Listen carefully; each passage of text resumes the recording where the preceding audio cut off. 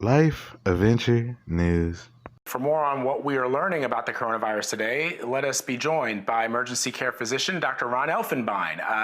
Doctor, a new study suggests that recent Black Lives Matter protesters have not led, or the protests themselves have not led to a spike in new cases, but we just heard that we are seeing a spike in states that reopened earlier. So why is that? Well, first of all, good morning and congratulations on going international. That's really exciting for you guys. That's great. So yes, I think you're referencing a study by the National Bureau of Economic Research that was just recently published. It's actually very fascinating. They looked at people's cell phone data to track them, and they realized that while people attending the protests might actually be more likely to get the virus, overall, it led to a decrease in the incidence of viral spread in those particular areas. And the theory is that, the theory is that it was because people who didn't attend the protests tended to social distance more. And they know this because of looking at cell phone data of the people in those counties and those areas. So a lot of people who didn't attend the protests tended to stay home and tended to not go out and be worried because of traffic, increased risk of violence, police presence, those types of things. So people tended to not go out as much. And it actually did not lead to an increase overall in the incidence of coronavirus, which is a really interesting and interesting revelation, something most people did not think was going to happen. Yeah, that's really fascinating because I just think about, what happened in Philadelphia is that, a lot of the streets were shut down anyway, so there really wasn't any place to go. And when I think about those days, yeah, a lot of us just sort of ended up, sitting on our front porch waiting it out. So that's fascinating.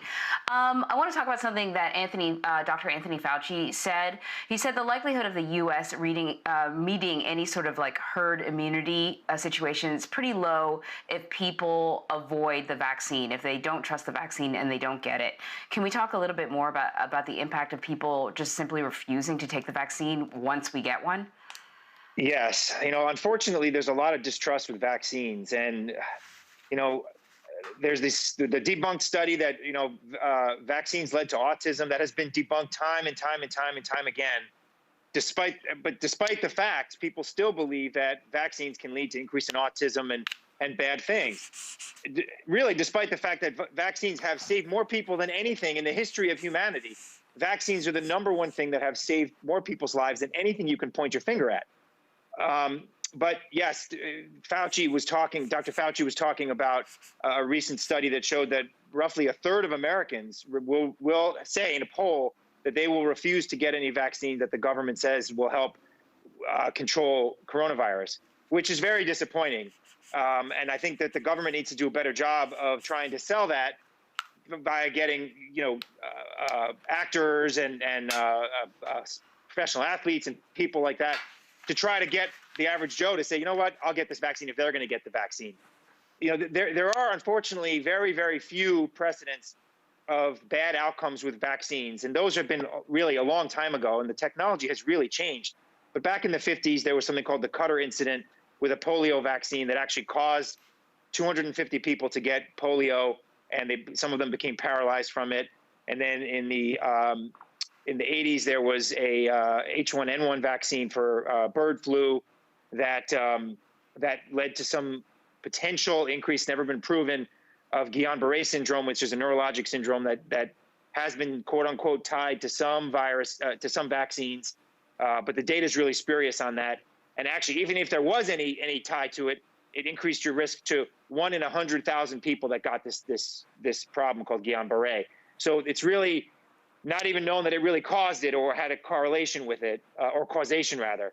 So, people really have to be educated that if there is a vaccine, it will really help people and help us achieve that herd immunity, which is our goal.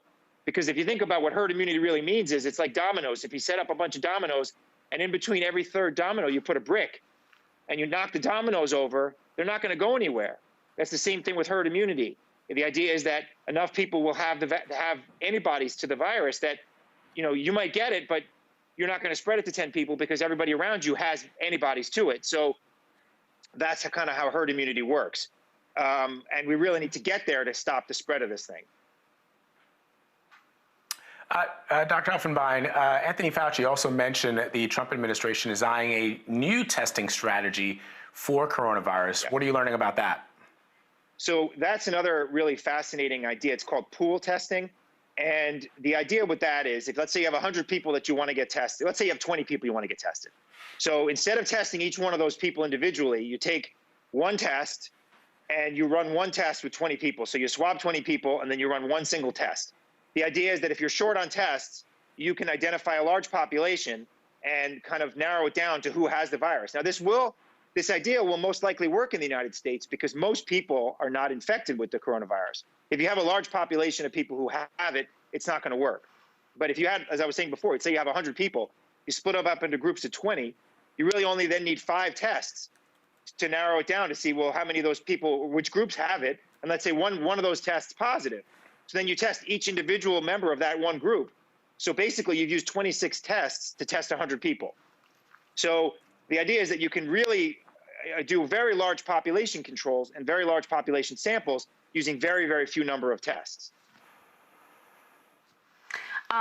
Public health experts all agree, basically, wearing a mask is one of the best ways to stop the spread of the virus. But I don't know if people are sort of undergoing mask fatigue or what it is, but I'm seeing, fewer and fewer people wearing them as religiously as they were before, or they got them on their face, but they're like hanging underneath their chin. And now, we just saw these mask exempt cards that are going around that the Justice Department had to come out and say, this is not legit. There is no such thing as a card that exempts you from wearing a mask indoors. If a business says you have to wear a mask indoors, then that's it.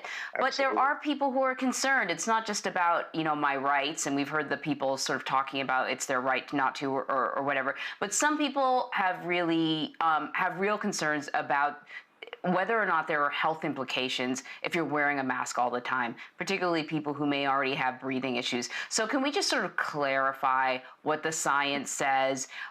Wearing a mask a lot, is that dangerous for you? What if you already have a breathing issue? Maybe you have asthma. Is wearing a mask an issue?